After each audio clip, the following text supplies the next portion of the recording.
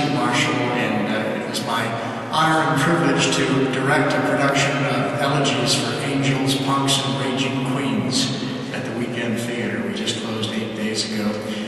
And after a 3-week run, it was quite an experience. Elegies is a series of monologues and songs that do not mourn, but rather celebrate the lives of a series of characters who have been taken from us by songs. And the first... At first, none of our nurses wanted anything to do with anyone with AIDS. That made me crazy because I was gay and therefore saved, at least at first, not from seeing old friends die. So I volunteered for the new AIDS ward, and in about 2 minutes flat I realized that professional standards did not apply. I just had to cry and help these people die. They needed hugs and common decency, much more than some invasive test that might prolong their lives for 20 minutes more at best. I stood it for a couple of years until my well ran dry of tears. The day before my leave was due, a pregnant woman, crazed on crack, had to be restrained. While I was giving an injection, her hand broke loose. I pricked myself with her infection. I found my way back to my ward by quite a different road. But now many like me helped with the load of details and a boredom that dying hold in store. And I was very proud to be back in that place once more. Sometimes we make a difference by doing what we must and leave some small impression in life's enduring dust. I was always sick. Nobody would pick a baby who has AIDS to make their very own, so the hospital was home. My mommy went away. There was no one else to say that I belonged to them. But nearly every day, someone came to play.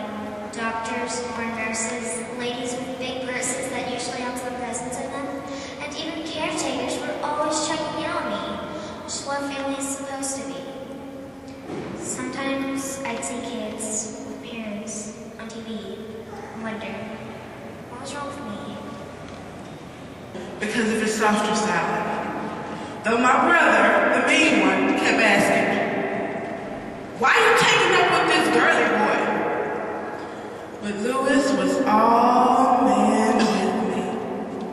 Strong and commanding in the bedroom, but helpful in the kitchen, and always so thoughtful.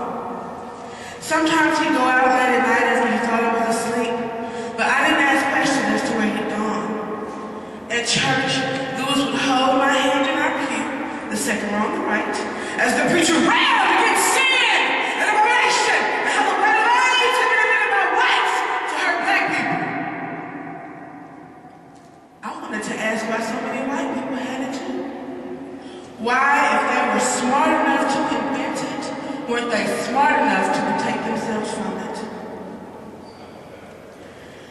Then Lewis started failing, and I didn't ask questions as to why.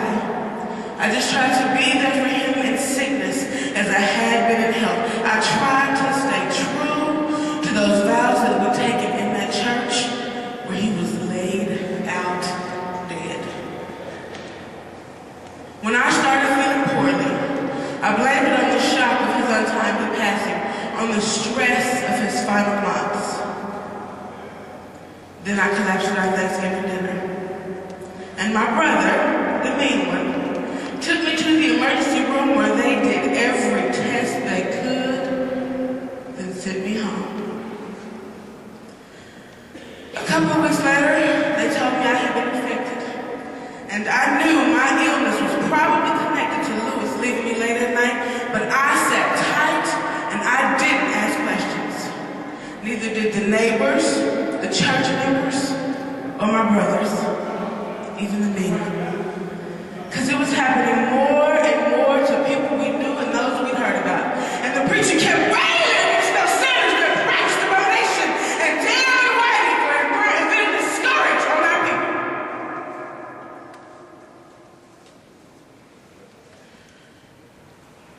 But I wanted to understand why God would punish those of us who got this second hand.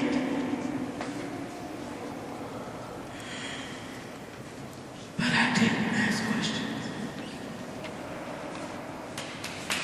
Here's a little trick to find out who your friends really are. Contract a terminal illness, then tell everyone you have it. Make a list. Cross off those who insist on asking, how did you get it? And under the heading of friends who are true, mark those who ask, what can I do? My news caused such a flurry of liberal concern at the company where I'd been pointed to with pride as proof that executives in charge of sales did not entirely consist of Caucasian males. Oh, the rallying round of well-intentioned types who really showed their stripes by asking the wrong questions. Anyone who did was banished from the realm. And I was virtually alone at the helm of my careering life, wondering what the hell I'd do when the killer coursing through my body reached full concentration. And then,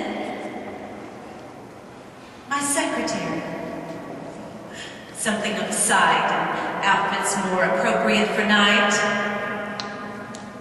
closed the office door, burst into tears, and then apologies. Having worked for me for years, she knew my moods and needs and even fears instinctively, and made my life of dying much easier for me. And she was there and showed her genuine concern and care by reading to me when I became too ill to do so on my own. I requested Proust and Woolf and Gertrude Stein. She tried, but she could not get through 2 sentences of those. As an alternative, she chose books she read her children.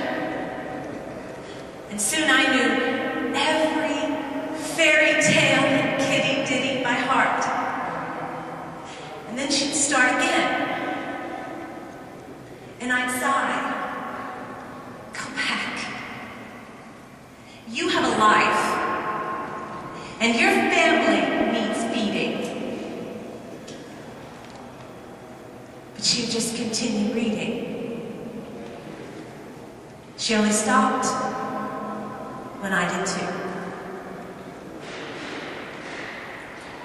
The company threw a tasteful little service, which she was not invited to. They treated her, my one true friend, worse than they did me.